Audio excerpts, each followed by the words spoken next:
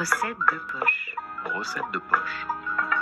T'apprends, tu goûtes et tu régales tout le monde. Recette de poche. Bonjour Aruna. Bonjour Clémence.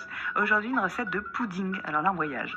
Oui, pudding, c'est un chef qui vient de l'autre côté de l'Atlantique aux États-Unis, chef Andrew qui m'a formé, qui m'a fait découvrir le pudding. Et je lui ai dit qu'il existait une recette semblable au pudding, c'était le bourraquet, sauf que cette recette, il n'y a pas d'œuf, on ne le cuit pas. Il m'a dit pourquoi, j'ai dit tout simplement qu'on n'avait pas assez de four pour faire ça.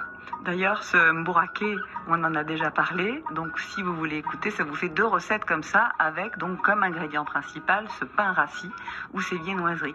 De quel autre ingrédient va-t-on avoir besoin?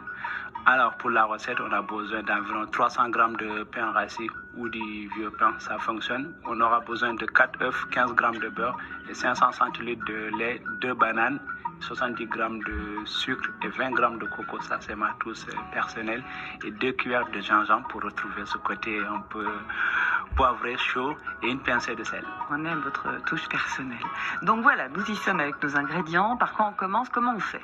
Alors on commence d'abord à infuser le lait, on le chauffe pendant 2 minutes, dès que ça bout, vous arrêtez le feu, vous mettez le gingembre, vous le filmez, et là ça va infuser tout doucement. Et vous commencez à blanchir les œufs. Blanchir les œufs, c'est de mélanger du sucre et l'œuf, de battre, ça va les blanchir. Et dès que votre lait est froid, vous mélangez les œufs, vous obtenez un appareil en crème prise, comme on dit en cuisine.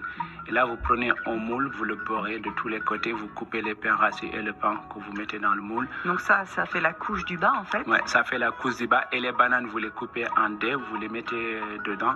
Et vous commencez à verser l'appareil dans le moule. Vous patientez jusqu'à 8 minutes, ça va l'absorber. Et là, vous rajoutez le reste de l'appareil. Vous mettez dans le four préalablement chauffé à 200 degrés. Vous enfournez pendant 10 minutes et vous arrêtez le four. Vous saupoudrez de coco et vous remettez 170 pendant 15 minutes. D'accord, donc en 2 temps cette cuisson. D'abord un four un peu chaud à 200 degrés, puis 170, un peu plus faible, mais un peu plus longtemps.